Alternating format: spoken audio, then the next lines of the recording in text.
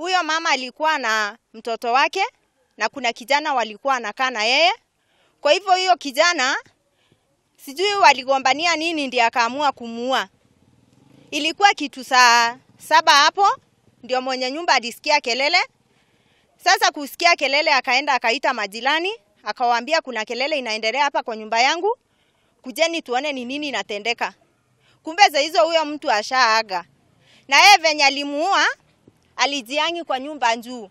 Na inaonekana ni kama ni kitu alikuwa amepanga, kwa maana alikuwa amekata ceiling kidogo na akaekelea kamba hapo juu, hiyo kamba yenye alijiangi nayo. Yeye natoka mbali, sijui anatoka wapi. Si tunamkuta hapa, yeye ni mgeni, alikuwa anaandikwa nyumbani kwa mtu mwingine akaachishwa kazi huko. Sasa alitoka alikuja kwa huyo msisana, sababu hiyo nyumba ilikuwa na kondishwa na huyo msisana kutoka kwa mwenye nyumba. Kwa hivyo huyo kijana tujui ni wa kutoka bandi gani.